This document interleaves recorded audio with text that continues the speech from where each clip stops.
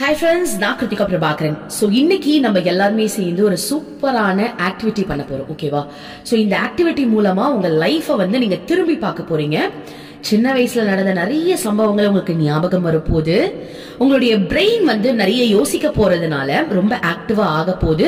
Plus ரொம்ப ஒரு பாசிட்டிவான எனர்ஜியை வந்து இப்ப நீங்க வெளியே கொடுக்கறதுனால இப்ப சமீப காலமா உங்களுடைய சப்கான்சியஸ்ல ஏதாவது ஒரு நெகட்டிவ் விஷயங்கள் இருந்தா கூட அது எல்லாமே அப்படியே மறந்து போய் திரும்ப அந்த ஒரு ஆழ்மனதிற்கு ஒரு புதுசான ஒரு பாசிட்டிவ் வைப்ரேஷன்ஸை நம்ம கொடுக்க போறோம். ஓகேவா? ஆட்டோமேட்டிக்கா அது நம்மளுக்கு திரும்ப ரீகால் பண்றதுனால ஒரு ஃப்ரெஷ்ஷான ஒரு வாழ்க்கையை வந்து நம்ம ஸ்டார்ட் பண்ண போறோம். ஓகேவா? சோ இதான் இன்னையோட ஆக்டிவிட்டி. சோ என்ன பண்ண போறோம் அப்படின்னா, எப்பவும் போல ஒரு நோட்டு ஒரு பென் எடுத்துக்கோங்க. ஓகேவா? ஏதோ ஒரு நோட்டு, சில பேர் கேட்பாங்க பேப்பர் எடுத்துக்கலாமா, எதை வேணாலும் எடுத்துக்கோங்க, கையில என்ன கிடைக்குதோ எடுத்துக்கோங்க. நீங்க எழுத போறீங்க, அவ்வளவுதான். சப்போஸ் எழுத பிடிக்காதவங்க வந்து போன்ல வந்து ரெக்கார்ட் பண்ணலாம். சோ இப்ப நான் உங்க கூட வந்து அப்படியே கைடடா பண்ண போறதுனால நீங்க நோட்டு பென்சில் எடுத்து எழுதுறது நல்லது. ஓகேவா? சோ அமைதியான ஒரு இடத்துல போய் உட்காந்துக்கோங்க, பாஸ் பண்ணிக்கோங்க. பாஸ் பண்ணிட்டு ஒரு அழகான இடத்துல போய் உட்காந்துக்கோங்க அமைதியா. மூச்சை 3 தடவை கவனிங்க. சோ எதுக்காக இதை பண்றோம் அப்படின்னா, ஒரு கான்சென்ட்ரேஷனுக்கு ஒரு பிரசன்ட் டென்ஸ்க்கு வரணும் அப்படின்றதுக்காக பண்றதுதான். நீங்க ஏதாவது ஒரு கவனத்துல இருந்திருப்பீங்கல்ல, சோ அதெல்லாம் எதுவுமே இருக்கக்கூடாது. வாங்க நம்ம எல்லாரும் சேர்ந்து இப்ப ஒரு ஆக்டிவிட்டி பண்ண போறோம் அப்படின்றதுக்காக ஒரு பிரசன்ட் டென்ஸ்க்கு கொண்டு வர போறேன். சோ அதனால மூச்சை 3 தடவை கவனிக்கணும். உள்ள இழுக்கிறதையும் வெளியே விடுறதையும் கவனிங்க. சோ போனை டே பாஸ் பண்ணிட்டு மூச்சை 3 தடவை கவனிச்சுட்டு திரும்ப பிளே பண்ணுங்க. ஓகேவா? சோ உங்க கூட சேர்ந்து நானும் பண்ணிக்கிறேன்.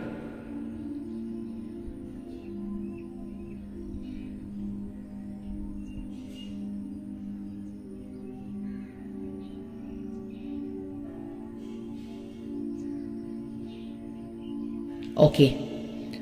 சோ இப்ப என்ன பண்ண போறீங்க அப்படின்னா, உங்களுடைய சின்ன வயசுக்கு இப்ப நம்ம போறோம். உங்க வாழ்க்கையில உங்களுடைய சைல்ட்ஹுட், சின்ன வயசு அப்படின்னு சொன்ன உடனே என்ன சம்பவம் உங்களுக்கு ஞாபகம் வருது? ஓகேவா? நான் ஒண்ணு ஒண்ணா கேக்குறேன். சோ இதுல எல்லாமே உங்களுக்கு பாசிட்டிவா வரணும் அப்படின்றதுக்காக நான் கேள்விகளா கேக்குறேன், நீங்க அதுக்கு பதில் சொல்லுங்க. ஓகேவா? உங்களுடைய சைல்ட்ஹுட், சின்ன வயசு வீடு, எந்த வீட்ல நீங்க இருந்தீங்க? அந்த வீட்ல எந்தெந்த இடம் உங்களுக்கு ஞாபகம் இருக்கு? அதாவது உங்களுக்கு விவரம் தெரிஞ்சதுல இருந்து. ஓகேவா? சோ அது வந்து ஒரு 2 வயசுல உங்களுக்கு விவரம் தெரிஞ்சிருக்கலாம், 3 வயசுல தெரிஞ்சிருக்கலாம். சோ எனக்கு சின்ன வயசு அப்படின்றது அது ரொம்ப அந்த ஓல்டு டேஸ்க்கு போங்க, ரொம்ப ரொம்ப பழசு. ஓகேவா? அந்த நாள்ல இருந்து இப்ப நீங்க ஸ்டார்ட் பண்ணணும். நீங்க இருந்த வீடு, அந்த வீட்ல என்னென்ன விஷயங்கள் உங்களுக்கு ஞாபகம் இருக்கு? அந்த செவரா இருக்கட்டும், அதுல இருந்த பொருட்களா இருக்கட்டும், இதுல என்னென்ன விஷயங்கள் உங்களுக்கு ஞாபகத்துக்கு இப்ப வருதோ அத பாயிண்டா எழுதுங்க. ஓகேவா? எக்ஸாம்பிளுக்கு இப்ப எனக்கு என்ன ஞாபகம் வருது அப்படின்னா, நாங்க இருந்த சின்ன வீடு, ஒரே ஒரு ரூம், ஒரே ஒரு ஹால், ரொம்ப குட்டியா இருக்கும். ஆனா எனக்கு அது ரொம்ப பெருசா தெரிஞ்சது. டிவி இருந்தது. அந்த டிவியை நான் எப்படி ஆன் பண்ணுவேன் அப்படின்னா, அந்த சாப்பாடு வடிக்கிற பானை இருக்குல்ல, அதை அப்படியே கவுத்து போட்டு அதுல ஏறி அதை ஆன் பண்ணுவேன். எங்க வீட்டுல ஒரு கட்டில் எங்க அப்பா வாங்கிட்டு வந்தாரு. அந்த கட்டில் வந்து வாங்கிட்டு வந்தது மட்டும் எனக்கு ஞாபகம் இருக்கு, அதுல விளையாண்ட ஞாபகம் எனக்கு வரல. சோ இந்த மாதிரி நான் ஒரு எக்ஸாம்பிளுக்கு என்னோட சொன்னேன். உங்களுக்கு என்னென்ன ஞாபகம் வருதோ பேராகிராஃப் மாதிரியும் எழுதலாம், இல்ல ஒரு பாயிண்ட் போட்டு இதெல்லாம் அங்க இருந்துச்சு அப்படின்னு எழுதலாம். ஓகேவா? நம்பர் 2, அதே சைல்ட்ஹுட்ல நீங்க யூஸ் பண்ண பொருள் ஏதாவது ஞாபகம் இருக்கா? அது பொருளா இருக்கலாம், ட்ரெஸ்ஸா இருக்கலாம், எது வேணாலும் இருக்கலாம். நீங்க உங்க கையார நீங்க உங்க பிசிக்கலா நீங்க யூஸ் பண்ண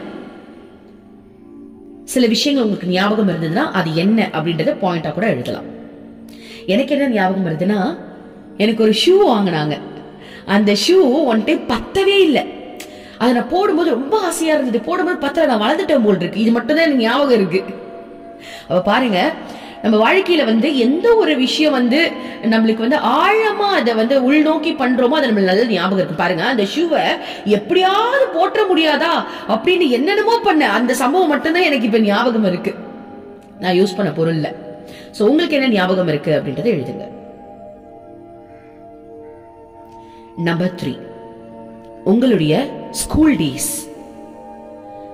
ஸ்கூல் டேஸ்ல நடந்த சில சம்பவங்கள் உங்களுக்கு ஞாபகம் இருக்கும்ல? என்ன சம்பவம் ஞாபகம் இருக்கு? டீச்சர்ஸ் பத்தி இருக்கலாம், அங்க படிச்சதா இருக்கலாம், ஃப்ரெண்டா இருக்கலாம், இல்ல அந்த என்விரான்மெண்டா, அந்த ஏரியாவா இருக்கலாம், சாப்பிட்ட சாப்பாடா இருக்கலாம். அந்த ஸ்கூல் டேஸ்ல எந்தெந்த விஷயங்கள் இப்ப உங்களுக்கு ஸ்கூல் அப்படின்னா ஞாபகம் வருது? ஞாபகம் வரத பாயிண்ட் பண்ணி எழுதுங்க. சோ எனக்கு ஆப்வியஸா என்னோட டீச்சர்ஸ் ஞாபகம் வராங்க. ஒருத்தவங்க குண்டா இருப்பாங்க, ஒருத்தவங்க ஒல்லியா இருப்பாங்க. 2 பேரும் விமன் தான். ஒன் டைம் நான் ரொம்ப அடம் பிடிச்சேன்னு சொல்லி ஒரு பெரிய டேபிள், அந்த டேபிள் மேல என்ன உட்கார வச்சிட்டாங்க. நான் சைலண்ட் ஆனாதான் இறக்குவேன்னு சொல்லிட்டாங்க. அப்ப அந்த 2 மிஸ்ஸை பார்த்து என் மைண்ட்ல என்ன ஓடிச்சுன்னா, நம்ம வளர்ந்துட்டோம்னா இந்த ஒல்லியா இருக்காங்க இந்த மிஸ் மாதிரியே நம்ம இருக்கணும், குண்டா இருக்க மிஸ் மாதிரி இருக்கவே கூடாதுன்னு நினைச்சேன். ஓகேவா? சோ கடைசியில் நான் குண்டா இருக்க மிஸ் மாதிரி தான் இருக்கேன். சோ அந்த மாதிரி அடுத்தது வேற என்ன ஞாபகம் வருது அப்படின்னா, கீரை சாப்பாடு. முட்டை இருந்தாதான் நான் சாப்பிடுவேன்.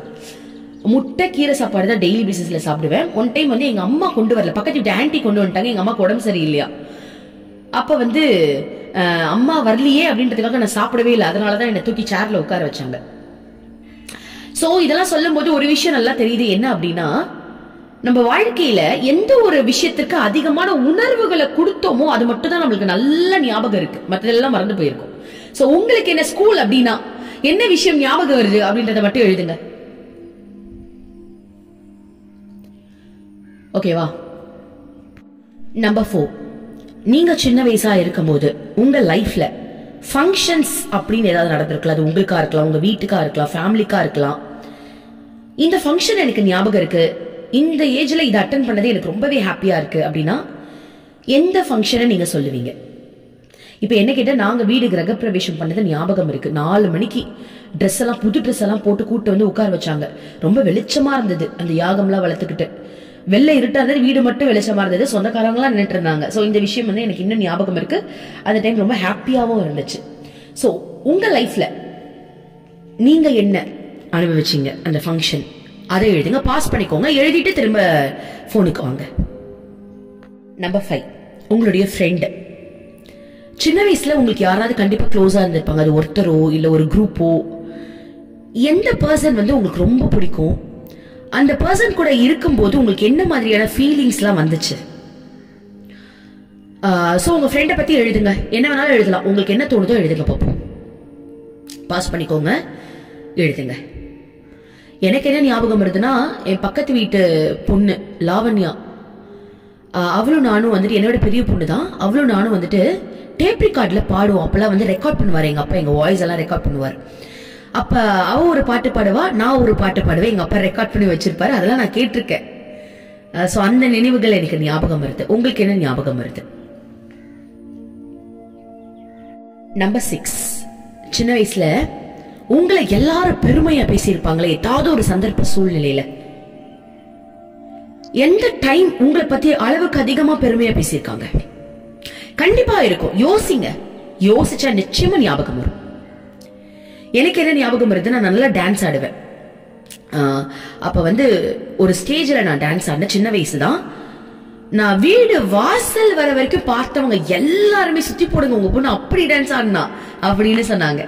அது வந்து ரொம்பவே பெருமையா இருந்தது எனக்கு. எங்க ஸ்கூல்ல வந்து டீச்சர்ஸ், சார், பேரண்ட்ஸ் எல்லாருமே கிருத்திகா மாதிரி டான்ஸே ஆட முடியாது பா, எப்படி ஆடுறா பாரு, அவளுக்கு நம்ம ஸ்டெப்பே சொல்லி தர வேணாம் அப்படிலாம் புகழ்ந்தாங்க. ஞாபகம் வந்துச்சு, அதனால நான் போயிட்டேன் அதுக்கு. ஓகேவா?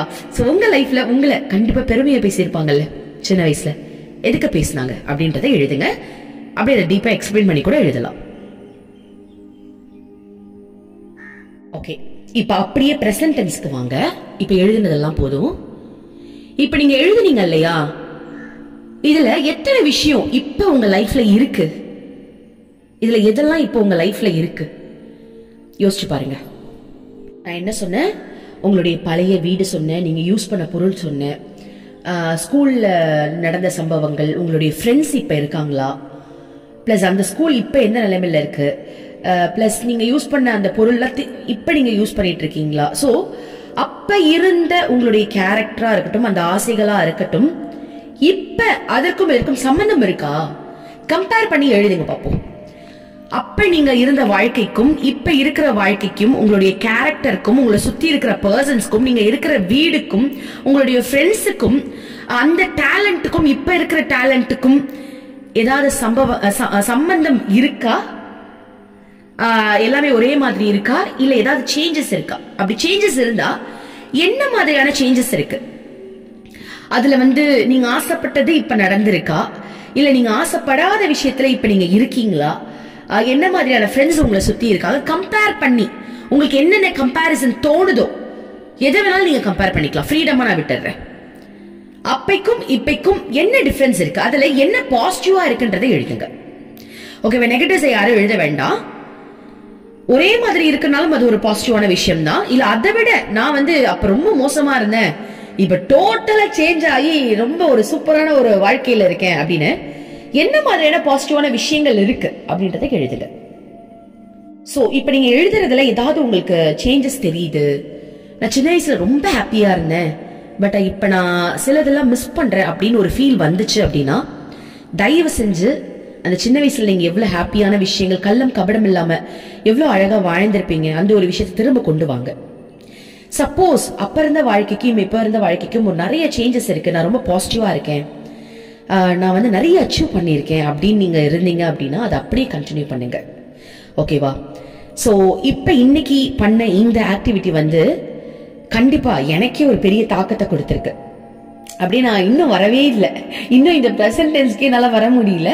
ஸ்டில் அந்த பழைய நினைவுகள், அந்த ஒரு ஹாப்பியான டேஸ், அந்த சம்பவம் எனக்கு ரொம்ப இதமா இருக்கு, மைண்டுக்கு ரொம்ப பீஸ்ஃபுல்லா இருக்கு. இப்ப இருக்கிற எந்த ஒரு நெகட்டிவான விஷயங்களும் எனக்கு ஞாபகத்துக்கு வரல. ஓகேவா? ஒரு பாசிட்டிவான ஒரு வைப்ரேஷன்ஸை கொடுத்துருக்கு. ஸோ உங்களுக்கும் அது கொடுத்துருக்கும் அப்படின்னு நான் நம்புறேன். உங்களுக்கு என்ன மாதிரியான சேஞ்சஸ் இப்ப இந்த ஆக்டிவிட்டி பண்ணதுனால என்ன மாதிரி ஃபீல் வந்தது, என்ன மாதிரியான சேஞ்சஸ் நீங்க உணர்றீங்க அப்படின்றத கமெண்ட்ல போடுங்க. ஓகேவா? ஸோ இந்த ஆக்டிவிட்டியால நம்மளுக்கு என்ன பெனிஃபிட் அப்படின்னா, உங்களுடைய சப்கான்ஷியஸ்ல ஒரு புது தெளிவு கிடைச்சிருக்கும். இதை நீங்க கண்டினியூ பண்ண போறீங்க இனிமேலுக்கு. ஸோ சப்கான்ஷியஸ் ஒரு பாசிட்டிவான ஒரு ஃபீலை அப்சர்வ் பண்ணியிருக்கும். ஓகேவா? ரொம்ப நன்றி. Thank you universe.